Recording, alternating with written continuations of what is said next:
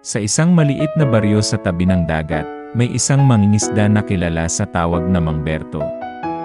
Siya ay isang simpleng mangingisda lamang na ang buhay ay umiikot sa kanyang maliit na bangka at sa mga huli niyang isda.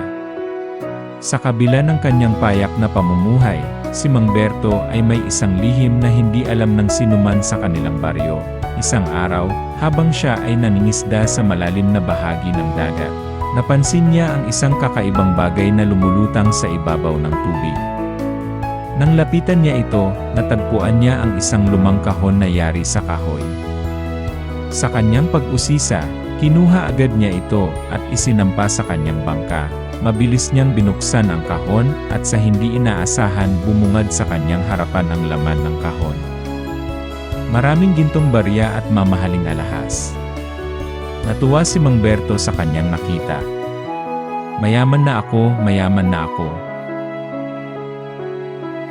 Ngunit bigla siyang natahimik at nag-isip, anong gagawin ko ngayon lang ako nagkaroon ng ganitong kayamanan?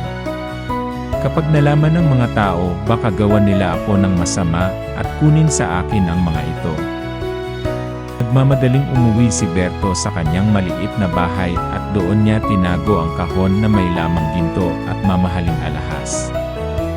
Habang naglalakad, nagpaplano na siya sa kanyang gagawin. Bibili ako ng malaking bahay, magagarang sasakyan, at bibili na rin ako ng malaking bangka sa pangingisda. Banaag sa kanyang mukha ang kasiyahan at iniisip na niya ang kanyang pagiging mayaman.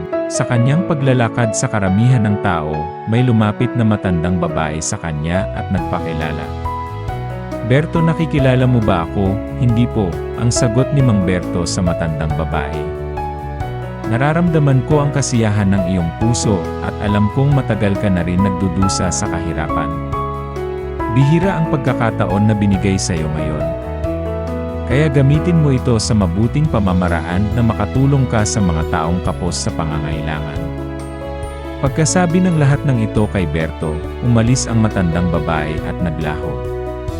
Natulala si Berto at nagdalawang isip kung ano ang dapat niyang gawin. Bumalik siya sa kanyang bahay na may pagkalito. Ako'y tao na gustong tumakas sa kahirapan, ngunit may mga tao din na katulad ko na naghihirap.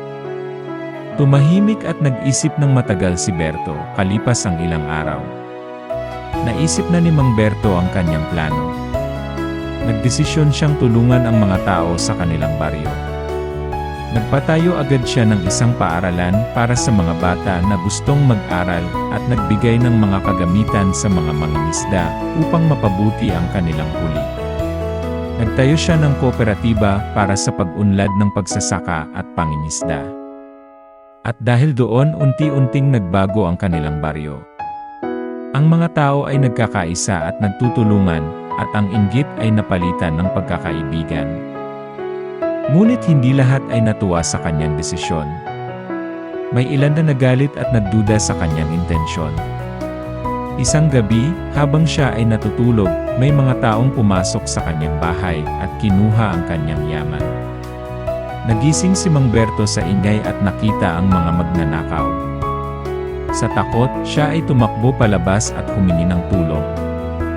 Ang kanyang mga kapitbahay, na dati ay nagduda sa kanya, ay nagkaisa at tinulungan siyang habulin ang mga magnanakaw. Sa huli, naibalik din sa kanya ang mga ninakaw. Sa pagkakataong iyon, tahimik niyang nakita ang kahalagahan ng pagkakaisa ng mga tao. Habang abala si Mang Berto sa kabutihan ng kanyang ginagawa sa kanilang baryo, sa hindi kalayuan nakamasid ang isang matandang babae na may ngiti sa labi. Siya ang matandang babae na minsan nakausap niya, ang diwata ng kabutihan.